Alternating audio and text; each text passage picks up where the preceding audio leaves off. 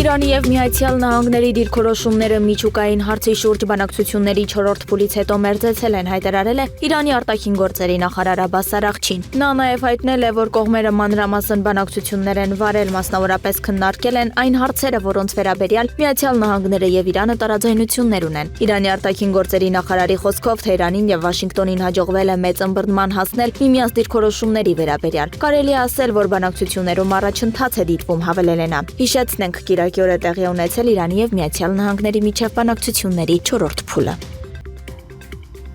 Ռուսական և օտարերկրյա լրատվամիջոցների ներկայացուցիչների հետ հանդիպման ժամանակ Ռուսաստանի Դաշնության նախագահ Վլադիմիր Պուտինը Կիևին առաջարկել է ուղիղ բանակցություններ սկսել արդեն հաջորդ շաբաթ։ Մենք առաջարկում ենք Կիևի իշխանություններին վերսկսել բանակցությունները, որոնք ընդհատվել էին 2022 թվականի վերջին։ Վերսկսել ուղիղ բանակցություններն ընդ որում առանց նախապայմանների։ Առաջարկում ենք դրանք անհապաղ սկսել արդեն մայիսի 15-ին Ստամբուլում, որտեղ դրանք անցկացվել էին ավելի վաղ եւ որտեղ ընդհատվել էին, ասել է Պուտինը մամուլի ասուլիսում։ Ուկրաինայի նախագահ Վոլոդիմիր Զելենսկին էլ հայտարարել է, որ Ռուսաստանը մտածում է հրադադարի մասին եւ դա լավ նշան է անվանել։ Զելենսկու խոսքով Մոսկվան նախ պետք է համաձայնի մայիսի 12-ից հաստատել հրադադար, որից հետո Կիևը պատրաստ կլինի հանդիպման։ Զելենսկին լավ նշան է անվանել այն, որ Ռուսաստանը վերջապես սկսել է մտածել պատերազմը դադարեցնելու մասին, սակայն այդ ուղղությամբ առաջին քայլը կրակի դադարեցումն է։ Սպանությունները նույնպես մեկ օր շարունակելը իմաստ չունի, ակնկալում ենք, որ Ռուսաստանը վաղվանից մայիսի 12-ից կհաստատի լիակատար տևական եւ հուսալի հրադադար, եւ Ուկրաինան պատրաստ կլինի հանդիպել, ասել է Զելենսկին։